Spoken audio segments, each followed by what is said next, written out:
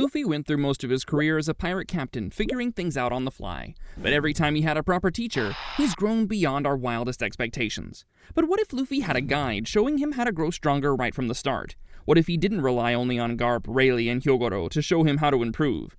In today's video, I'll be exploring what would happen if Luffy had access to the system from Solo Leveling, from episode 1 of One Piece. In the first episode, we see a barrel hit open water off the coast of Foosha Village, and a kid with a straw hat spits out seawater like it personally wronged him. This is the version of Luffy you already know. He can barely think beyond his next meal, and that incredible combat IQ comes purely through natural talent. Except this time, before he even wipes the salt off his face, something else loads in behind his eyes. A translucent blue window gives him a list of daily missions, with a set of rewards on completion. 1 stat point, full recovery, a box he can't open yet.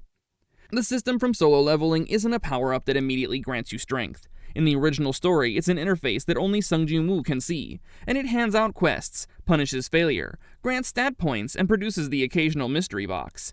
Eventually, the system opens the door to a class change that redefines what kind of fighter Jinwoo even is.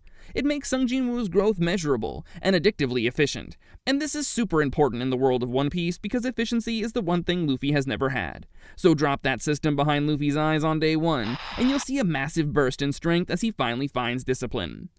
But before we let this crossover run wild, we need rules. If the system just rewrites One Piece's regular power system for only Luffy, we run into a whole host of power scaling problems. So instead, I want to integrate it into the system of devil fruits and haki that we already know about. Here's what stays untouched. The entire haki framework is still exactly the same, so Luffy needs to actually work on his observation, conquerors, and armament haki to beat other pirate captains and admirals.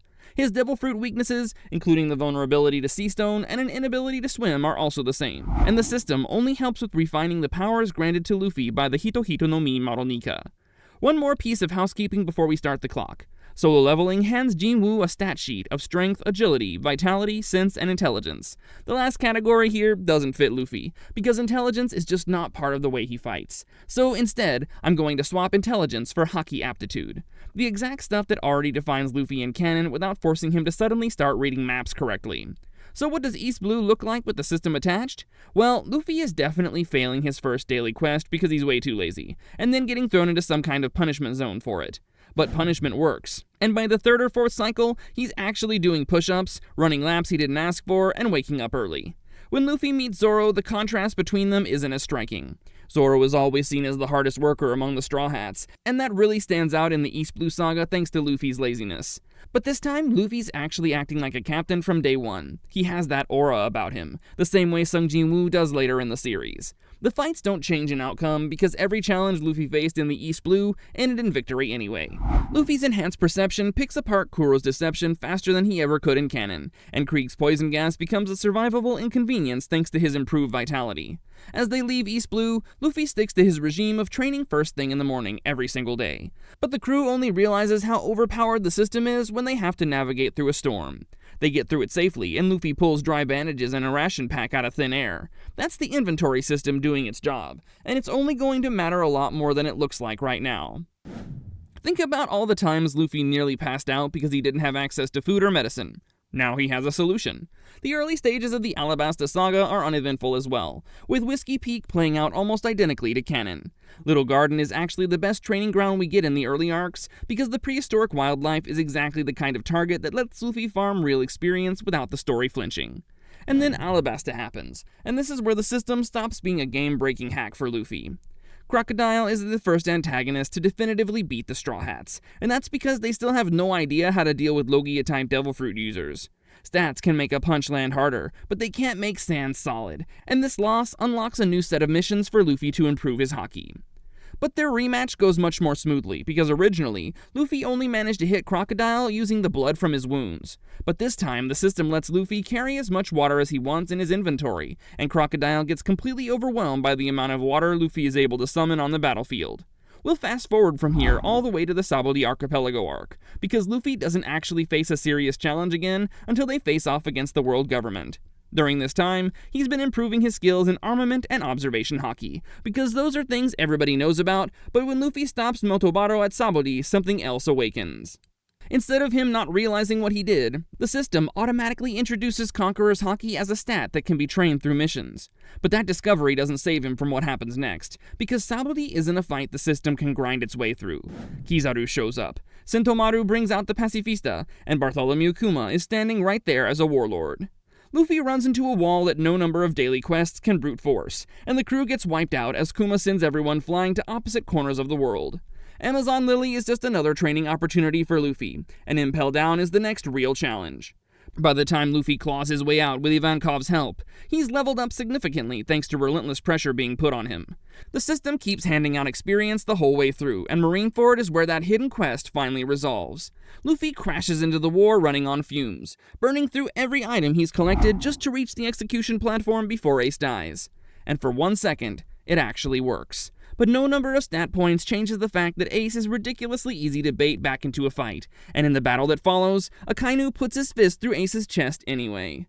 And that's exactly when the notification finally arrives. Level 40 reached. Class evolution available. While Sung Jinwoo's version of this moment hands him a new toolkit, Luffy's version reveals that his devil fruit was never just rubber to begin with. His heartbeat changes. His body starts moving on its own before his brain catches up. With his heartbreak in that moment, the awakening turns Luffy into a chaos event. A laughing, white-haired disaster that terrifies everyone on the battlefield without actually winning it. By the time Luffy runs out of energy, Shanks arrives at Marineford and puts it all to an end. When Rayleigh finally gets his hands on Luffy during the 2-year time skip, the job isn't just teaching Haki anymore. He needs to teach the captain of the Straw Hats how to survive being Nika without falling apart every time he uses it.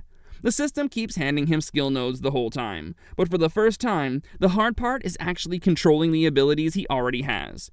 By the time he's back on Sabody 2 years later, Luffy isn't some rookie with a lucky gimmick anymore. He's a captain who can trigger Nika on purpose, hold it for about 15 minutes, and actually think while he's doing it. Dressrosa is the first place that really shows up.